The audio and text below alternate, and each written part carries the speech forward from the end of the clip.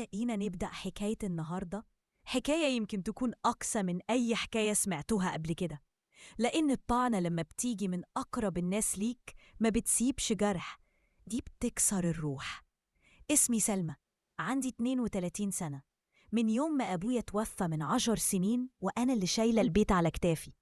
أمي ست كبيرة وعلى نياتها، وأخويا كريم وأختي الصغيرة داليا. أنا كنت البنت الكبيرة، الأخت الكبيرة، وبنسبت الأب التاني ليهم.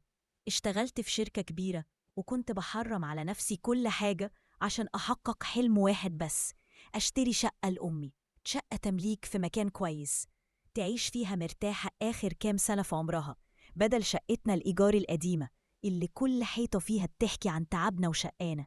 داليا أختي الصغيرة كانت عكسي في كل حاجة، جميلة دلوعة وكل طلباتها مجابة. أمي كانت بتعشقها، يمكن لأنها الصغيرة والمدللة.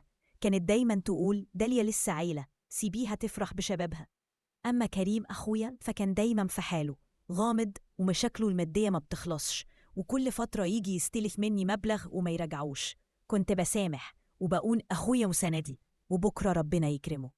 بعد سنين من الجمعيات والأوفرتايم أخيراً جمعت مبلغ كويس. في يوم جمعت كلهم على العشاء وطلعت ورق الشقة اللي اخترتها وكنت بتابعها من شهور. يا جماعة أنا خلاص هحجز شقة لأمي. كل فرح وأمي عينيها دمعت ودعت لي، بس فرحة داليا كانت غريبة، كانت فرحة باردة، عينيها فيها لمعة ما قدرتش أفهمها وقتها. بعد يومين من إعلاني عن الشقة بدأت أحس بتغيير في البيت. أمي بقت متوترة وداليا ما بقتش تفارقها، وقاعدين يتكلموا بصوت واطي ولما أدخل عليهم يسكتوا. بدأت أسمع جمل من أمي زي: يا بنتي طب ما الشقق أسعارها بتقع، طب وإيه اللي يضمن إنك ما تتجوزيش وجوزك يطردني منها؟ كنت بصدم وأقول لها: إيه الكلام ده يا ماما؟ ده بيتك وهيتكتب باسمك. بس كلامي كان زي الهوا. واضح إن داليا كانت بتلعب في ودنها وبزرع فيها أفكار مسمومة. المواجهة الكبيرة حصلت بعد أسبوع. داليا جمعتنا وقالت بصوت كله ثقة: يا جماعة أنا عندي ليكم فرصة عمر، فرصة هتخلينا كلنا مليونيرات. طبعا أنا استغربت وداليا كملت: تي واحد معرفة بيبيع قطعة أرض في منطقة جديدة جنب العاصمة الإدارية. الأرض دي كمان 2-3 هتبقى بتمن فيلا. الراجل مزنوق في الفلوس وعرضها بنص تمنها. قلبي اتقبض. بصيت لها وقلت لها: داليا انتي فاهمة انتي بتقولي ايه؟ دي فلوس شقة عمري، ايه اللي يضمن لينا الكلام ده؟ فين الورق؟ مين الراجل ده؟ هنا داليا بصت لأمي وقالت بدموع تماسيح: شفتي يا ماما؟ شوفي سلمى بتعنيني ازاي؟ دايما شايفاني قليلة ومش بفهم في حاجة. أنا جايبالكوا فرصة العمر وهي عايزة تضيعها. وهنا أمي عملت حاجة عمري ما تخيلتها. بصت لي وقالت بحدة: أيوة بنتي عندها حق، انتي دايما عايزة تمشي كلامك. دي فلوسي أنا وأنا حرة فيها. هاتي الفلوس اللي جمعتيها وأنا هشتري الأرض دي مع أختك. حسيت كأن الأرض بتتسحب من تحت رجلي. أمي بتفضل داليا عليا وبتتهمني في نيتي. قعدت أتحايل عليها وأبوس إيديها وأقول لها بلاش، دي عملية نصب واضحة. لكنها صممت وقالت لي: لو ما حولتيش الفلوس دي في حسابي النهاردة اعتبري إني لا أمك ولا تعرفيني. كنت بين نارين، يا إما أرفض وأخسر أمي للأبد، يا إما أوافق وأرمي شقة عمري في الهوا. وللأسف حبي لأمي غلب عقلي. تاني يوم رحت البنك وحولت كل تحويشة عمري لحسابها وأنا بعيط. بعد ما الفلوس اتحولت داليا خدت أمي وراحوا يقابلوا صاحب الأرض عشان يمضي العقود. رجعوا ومعاهم نسخة من عقد بيع ابتدائي، وأمي كانت طايرة من الفرحة وبتقولي: شفتي يا فالحة؟ أهو بقينا أصحاب أراضي.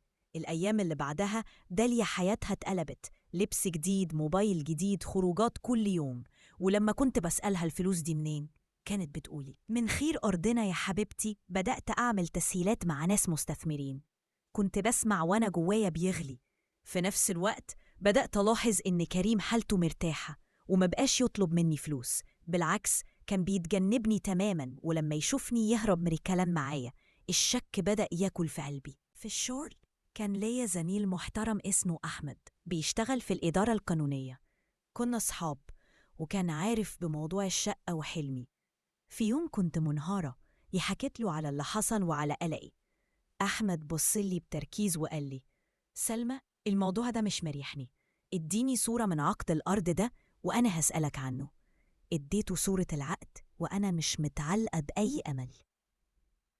بعد يومين أحمد جالي المكتب وقفل الباب. وشه كان مخطوف. قال لي: سلمى لازم تبقي قوية. الأرض دي ملك شركة تطوير عقاري كبيرة ومش معروضة للبيع أصلاً.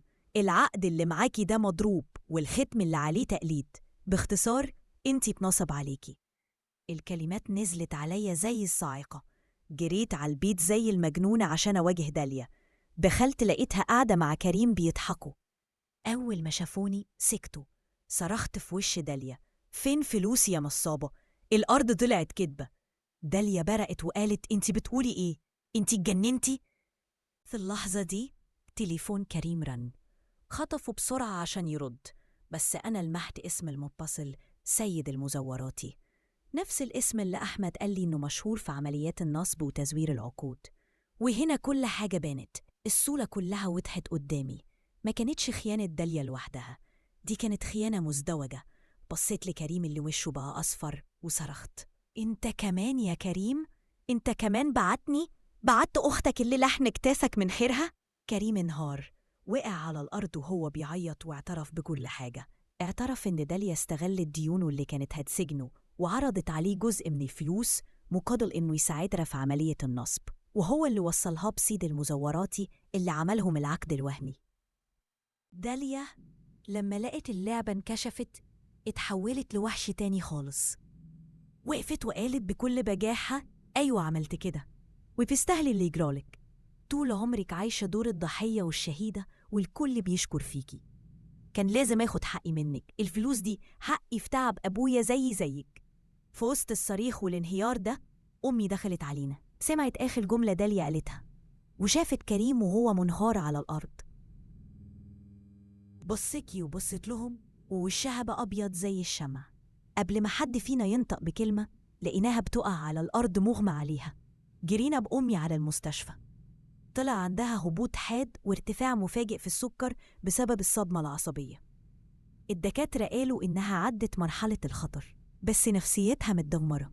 في المستشفى وأمي لسه في غيبوبتها كانت المواجهة الأخيرة. كريم كان منهار ومستعد يعمل أي حاجة.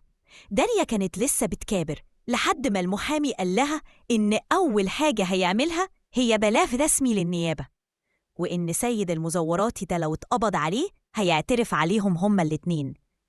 هنا بس خوفها بان على وشها. عرضنا عليهم حل واحد: يرجعوا كل الفلوس اللي اتسرقت فوراً مقابل إننا نتنازل عن المحضر. داليا كانت صرفت جزء كبير من الفلوس على نفسها، وكريم كان سدد ديونه بالباقي. بعد ضغط وتهديد باعت داليا كل حاجة اشترتها، وكريم راح استلف من كل اللي يعرفهم عشان يرجعوا الفلوس. رجعوا لي حوالي 70% من المبلغ. الباقي كان ضاع معاه الثقة والأمان والعيلة. لما أمي فاقت كانت إنسانة تانية، ما بقتش تتكلم. بصتها كانت فاضية وحزينة. لما داليا حاولت تكلمها أمي أدارت وشها الناحية التانية، ولما كريم قرب منها بصت له بصة كلها انكسار وخذلان. أنا خدت أمي من المستشفى على شقة إيجار جديدة صغيرة على قدنا. سبت لهم شقتنا القديمة بكل ذكرياتها المرة. داليا وكريم بقوا لوحدهم، غربة عن بعض، شايلين ذنب وخزي هيكمل معاهم لآخر العمر.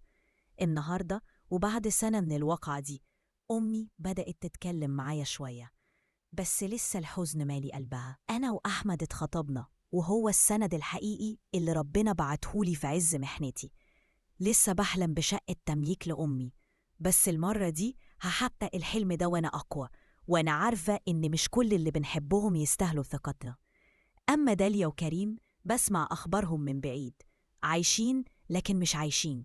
الخيانة قتلت كل حاجة حلوة جواهم وسابتهم لوحدهم في وش الدنيا. وتعلمت الدرس الأهم في حياتي، إن الثقة العمياء هي أكبر خطيئة ممكن نرتكبها في حق نفسنا. أستودعكم الله الذي لا تضيع ودائعه.